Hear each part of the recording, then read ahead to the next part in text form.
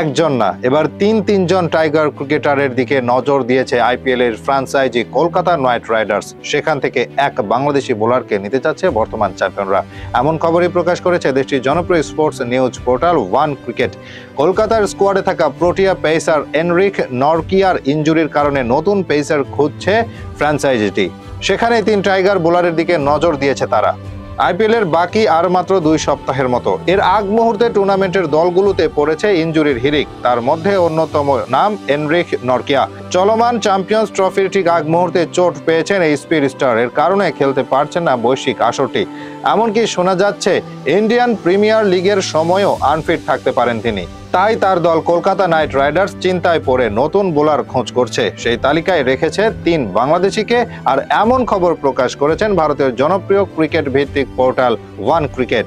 মাস দেড়েক আগে সৌদি আরবে অনুষ্ঠিত হওয়া মেগা নিলামে মোট 12 জন টাইগার ক্রিকেটার নাম দিলেও দল পাননি কেউ।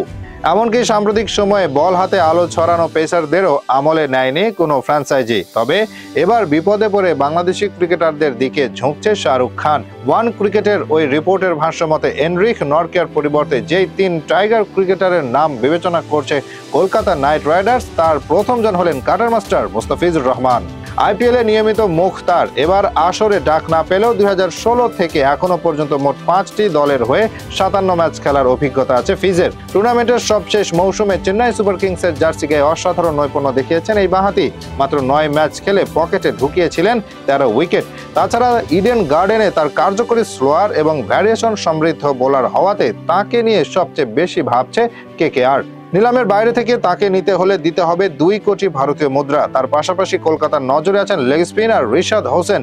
বর্তমানে বাংলাদেশ দলের সবচেয়ে ধারাবাহিক ক্রিকেটার রিশাদ। গত টি20 বিশ্বকাপে দুর্দান্ত বোলিংয়ের পর চ্যাম্পিয়ন্স ট্রফিতে ভারতের ম্যাচে দেখিয়েছেন অলরাউন্ডিং পারফরম্যান্স। তাছাড়া কলকাতা নাইট রাইডার্স এই মুহূর্তে একজন উইকেট টেকার বোলার খোঁজ করছে। সেক্ষেত্রে তিনি হতে পারেন সেরা অপশন। এর বাহিরে রিশাদের ব্যাটিং সামর্থ্যের বিষয়টিও ইতিবাচক সুরে গ্রহণ করেছে ফ্র্যাঞ্চাইজিটি। তাকে নিতে হলে অবশ্য দিতে হবে 75 লক্ষ রুপি। 3 নম্বরে আছেন বর্তমানে দুনিয়ার অন্যতম under rated pace bowler Taskin Ahmed. বল হাতে গেল কয়েক বছর ধরে দারুণ সময় কাটাচ্ছেন তিনি। 2024 সালে ছিলেন 2য় সর্বাধিক উইকেটের মালিক। নতুন বলে দুনিয়ার অন্যতম কার্যকরী বোলার এখন তাসকিন। তাই নরকিয়ার বিকল্প হিসেবে তাসকিনকে বিবেচনা করছে কলকাতা নাইট রাইডার্স।